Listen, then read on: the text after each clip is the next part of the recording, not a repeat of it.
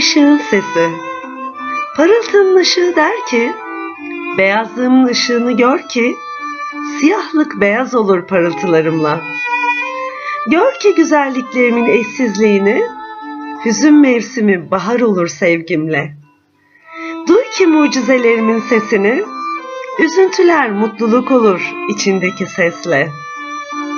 Hisset ki benliğimin beyazlığıyla birlik biz olur ışığımla.